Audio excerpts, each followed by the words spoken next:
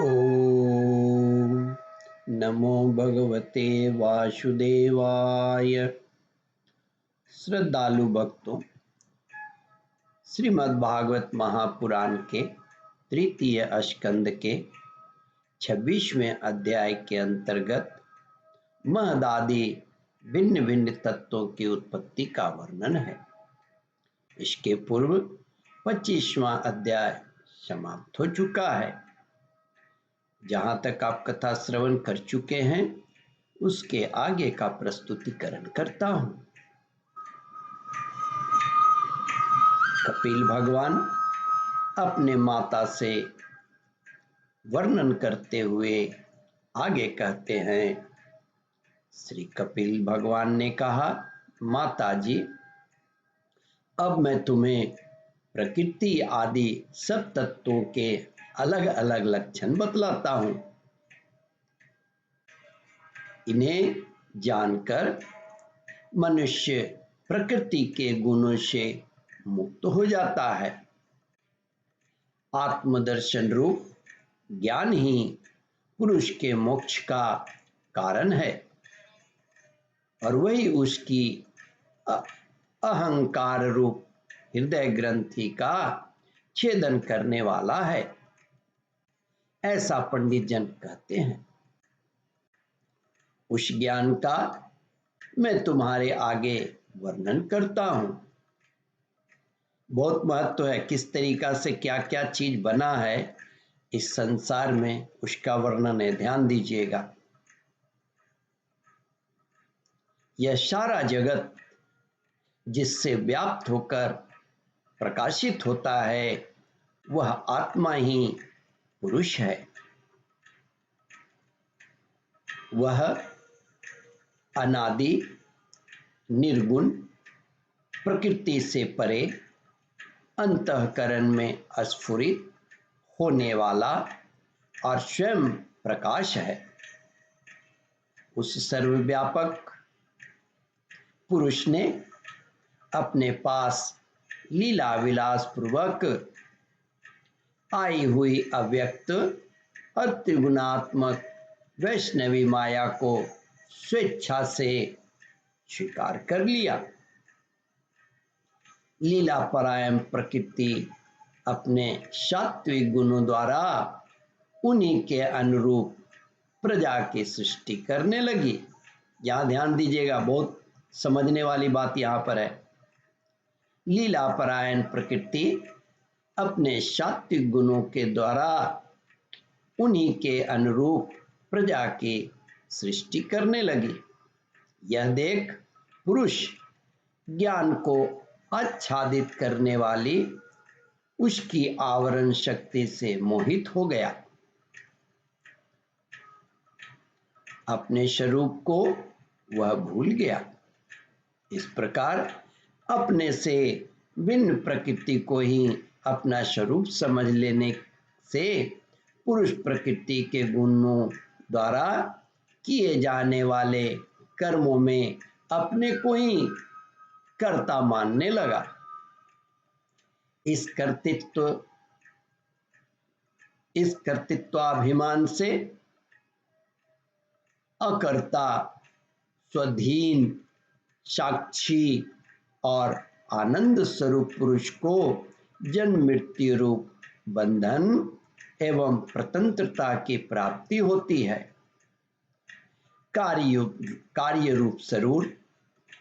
रूप शरीर, कारण रूप इंद्रिय तथा कर्ता रूप इंद्रियाधिष्ठात्री देवता में पुरुष जो अपनेपन का आरोप कर लेता है उसमें पंडित जन प्रकृति को ही कारण मानते हैं तथा वास्तव में प्रकृति से परे होकर भी जो प्रकृतिस्थ हो रहा है उस पुरुष को सुख दुखों के भोगों में उसे सुख दुखों के भोगने में कारण मानता है।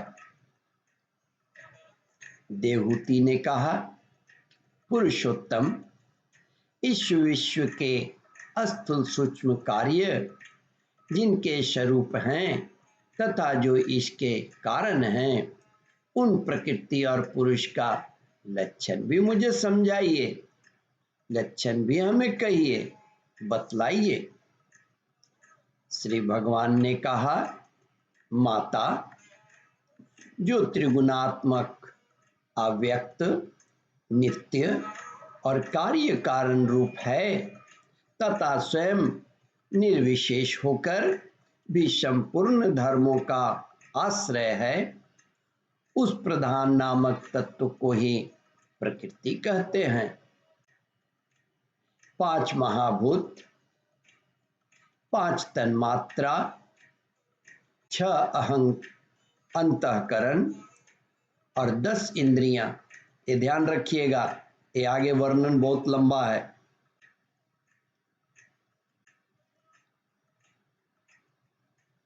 5 महाभूत, 5 तन्मात्रा, 6 अंतःकरण और 10 इंद्रियां, इन 24 तत्वों के समूह को विद्वान लोग प्रकृति का कार्य मानते हैं।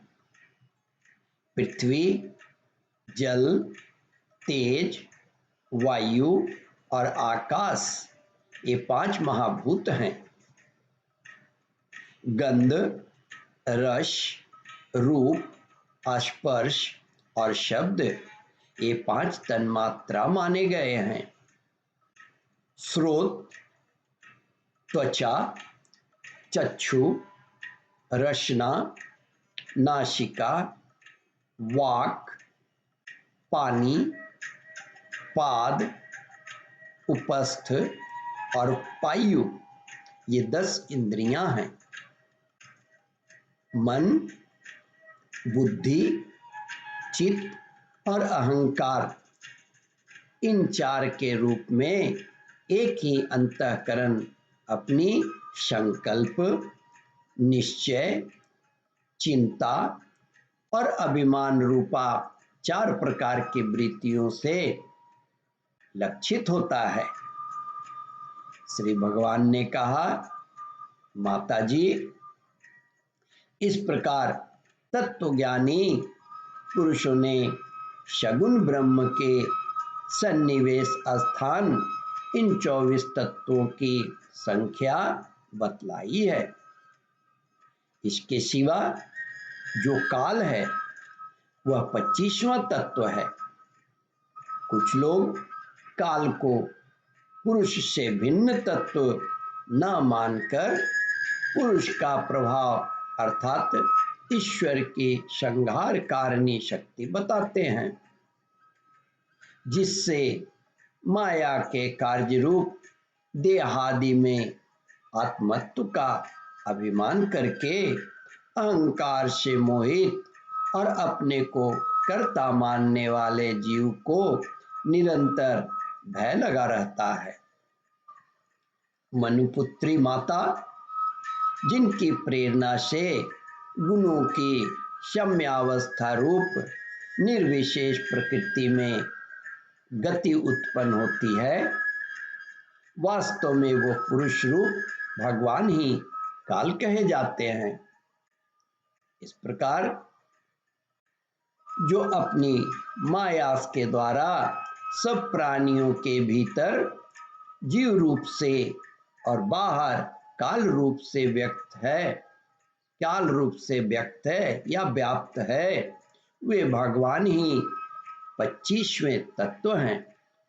ओम परमात्मने नमः। श्रद्धालु भक्तों, इस कथा को ध्यान पूर्वक श्रवण, मनन और इसका चिंतन करें।